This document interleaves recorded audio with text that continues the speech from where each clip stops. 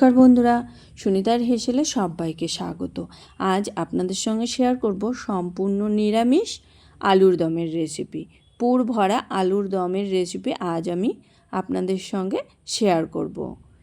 আলুর দম কিন্তু আপনারা অনেক খেয়েছেন, তবে এইভাবে একবার পুর ভরা আলুর দম বানিয়ে দেখবেন। বানানো কিন্তু খুবই সহজ আর খেতেও লাগে অসাধারণ। দেখুন, তার জন্য এখানে আমি আলু নিয়ে নিয়েছি। আলুর কিন্তু খোসা খুব ভালো করে ছাড়িয়ে নিয়ে পরিষ্কার করে ধুয়ে নিয়েছি। নিয়ে একটা চামচ দিয়ে আলুর ভেতর থেকে আমি কিন্তু আলুটাকে বের করে নিয়েছি। এবার আমি এই আলুর গায়ে লবণ আর হলুদটাকে খুব ভালো করে মাখিয়ে রেখে দেব। এখানে প্রায় 5 থেকে 7 মিনিট মতো আমি আলুটা লবণ হলুদ মাখিয়ে রেখে দিয়েছিলাম। দেখুন, খুব ভালো করে লবণ হলুদটা মাখিয়ে নিয়েছি। এবার ওভেনে আমি একটা কড়াই বসিয়ে দেব। তার মধ্যে দিয়ে দিয়েছি পরিমাণ মতো সাদা তেল। তেলটা খুব ভালো করে গরম হয়ে গেলে এর মধ্যে দিয়ে দেব লবণ হলুদ মাখিয়ে রাখা আলুগুলো।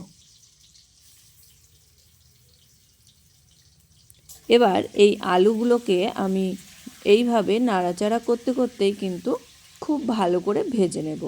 এমনভাবে ভাজতে হবে যাতে ভাজতে ভাজতে আলুগুলো কিন্তু খুব ভালোভাবে সেদ্ধ হয়ে যায়। দেখুন, আলুগুলো কিন্তু এইভাবেই নাড়াচাড়া করতে করতেই আমি খুব ভালো করে ভেজে নেব।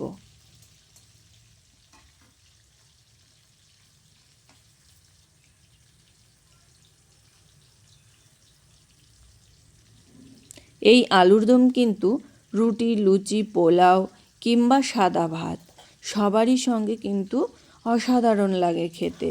বানানো কিন্তু খুবই সহজ, কোনো রকম কোনো ঝামেলা ছাড়াই আজ এই আলুর দম আপনাদের সঙ্গে আমি শেয়ার করছি। দেখুন, আলুগুলো কিন্তু খুব সুন্দরভাবে ভাজা হয়ে গেছে। এবার এই আলুগুলোকে আমি তুলে নেব।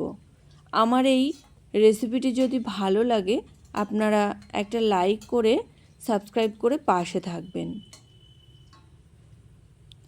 দেখুন, আলুগুলোকে আমি তুলে নিয়েছি। এবার আমি একটা পনিরটা আমি খুব ভালো করে মাখিয়ে নেব।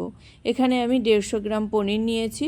পনিরের মধ্যে দিয়ে দিয়েছি স্বাদ অনুযায়ী লবণ, দিয়ে দিয়েছি স্বাদ অনুযায়ী চিনি, আর দিয়ে দিয়েছি হাফ চামচ জিরে গুঁড়ো, আর সামান্য একটু গরম মশলার গুঁড়ো, আর সামান্য একটু দিয়ে দিয়েছি লঙ্কার গুঁড়ো, দিয়েছি কাজু আর কিশমিশ। সমস্ত কিছু দিয়ে ছানাটাকে কিন্তু খুব ভালো করে আমি মাখিয়ে নেব। যেহেতু আমি নিরামিষ আলুর দম বানাচ্ছি, সেই কারণে এখানে কিন্তু আমি পুর হিসাবে পনিরটাকেই কিন্তু ব্যবহার করেছি। খুব ভালো করে পনিরটাকে কিন্তু আমি মাখিয়ে নিয়েছি। এবার আমি আলুর মধ্যে এই পনিরের পুরটাকে কিন্তু খুব ভালো করে দিয়ে দেব। দেখুন, আলুর মধ্যে কিন্তু পনিরের পুরটাকে খুব ভালো করে দিয়ে দিয়েছি। এইভাবেই কিন্তু আমি সমস্ত আলুর মধ্যে পুরটাকে ভরে নেব।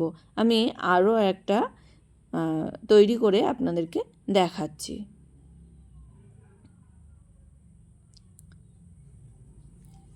এই আলুর দম বানানো কিন্তু খুবই সহজ আর খেতে লাগে অসাধারণ। যে কোনো নিরামিষের দিনে যদি এই রকম রেসিপি থাকে তাহলে কিন্তু আর কোনো কিছুর দরকার পড়ে না। এই একই রকমভাবেই আমি সমস্ত আলুর মধ্যে পুরটাকে কিন্তু ভরে নিয়েছি। এবার আমি গ্রেভিটা তৈরি করব। তার জন্য এখানে আমি নিয়ে নিয়েছি কয়েকটা কাজু, নিয়ে নিয়েছি 1 চামচ চালমগজ, 1 চামচ পোস্ত। এই সমস্ত কিছুর আমি একটা পেস্ট তৈরি করে নিয়েছি। এবার কড়াইতে দিয়ে দিয়েছি সেই আলু ভাজার যে তেলটা ছিল, সেই তেলটাই কিন্তু আমি এখানে ব্যবহার করেছি। তেলের মধ্যে দিয়ে দিয়েছি গোটা জিরে ফোড়ন, আর তেলের উপরে দিয়ে দিয়েছি হাফ চামচ লঙ্কার গুঁড়ো আর পরিমাণ মতো হলুদ গুঁড়ো। দেওয়ার পরেই এর মধ্যে দিয়ে দিয়েছি বেটে রাখা মশলা। একটু মশলার বাটি ধোয়া জলটাও দিয়ে দিয়েছি যাতে মশলাটা খুব ভালোভাবে কষানো যায়। দেখুন, মশলাটাকে কিন্তু খুব ভালোভাবে তেলের সঙ্গে মিশিয়ে নিয়েছি। এবার এর মধ্যে দিয়ে দেব আমি স্বাদ অনুযায়ী লবণ, আর দিয়ে দেব স্বাদ অনুযায়ী একটু চিনি। যেহেতু নিরামিষ রান্না সেই কারণে এখানে একটু চিনির ব্যবহার করেছি। আর এই মশলার মধ্যেই আমি কিন্তু সামান্য একটু আদার ব্যবহারটা করেছি, সেটা আর আপনাদের দেখানো হয়নি। দিয়ে দিয়েছি পরিমাণ মতো গরম মশলার গুঁড়ো আর 1 চামচ ঘি দিয়ে দিয়েছি। খুব ভালো করে সমস্ত কিছু দিয়ে মশলাটাকে কিন্তু আমি খুব ভালোভাবে কষিয়ে নেব।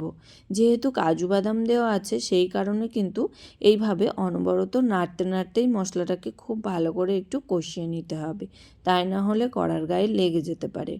দেখুন মশলাটা কিন্তু এইভাবে নাড়তে নাড়তেই খুব ভালো করে আমি কষিয়ে নিয়েছি। মশলা থেকে খুব সুন্দরভাবেই তেলটা ছেড়ে গেছে। এবার আমি এর মধ্যে দিয়ে দেব পরিমাণ মতো জল। খুব বেশি এখানে জল কিন্তু দেব না, যতটা আমাদের গ্রেভির প্রয়োজন আছে ততটুকুই কিন্তু জল দেব। যেহেতু আমি আলুর দমটা একটু কষা কষাই তৈরি করব, সেই কারণেই এখানে আমি হাফ বাটি পরিমাণে জল ব্যবহার করেছি। খুব ভালো করে জল দেওয়ার পরে গ্রেভিটাকে কিন্তু ফুটিয়ে নিয়েছি। এবার এই পর্যায়ে দেখে নিতে হবে লবণ মিষ্টি ঠিক আছে কি না। দেখুন এখানে গ্রেভিটা কিন্তু আমাদের রেডি হয়ে গেছে। গ্যাসের আঁচটা অফ করে দিয়েছি। এবার এর মধ্যে আমি এই গ্রেভিটা আলুর মধ্যে ঢেলে দেব। আলুটাকে একটা পাত্রের মধ্যে আমি খুব ভালো করে সাজিয়ে নিয়েছিলাম, সেই পাত্রের মধ্যেই কিন্তু গ্রেভিটাকে দিয়ে দিয়েছি আলুর উপর দিয়ে। এবার এইভাবে গরম অবস্থায় আমি একদম ঢাকা দিয়ে রেখে দেবো মিনিমাম 10 মিনিটের জন্য। তাহলে বন্ধুরা আমার এই আলুর দমের রেসিপি আপনাদের কেমন লাগলো অবশ্যই কিন্তু কমেন্ট করে জানাবেন। যদি ভালো লেগে থাকে তাহলে একটা লাইক করবেন আর সাবস্ক্রাইব করে পাশে থাকার অনুরোধ রইল। আজকের মতো এই পর্যন্তই, আবার দেখা হবে নতুন কোনো রেসিপি নিয়ে। ভালো থাকবেন, সুস্থ থাকবেন, ধন্যবাদ।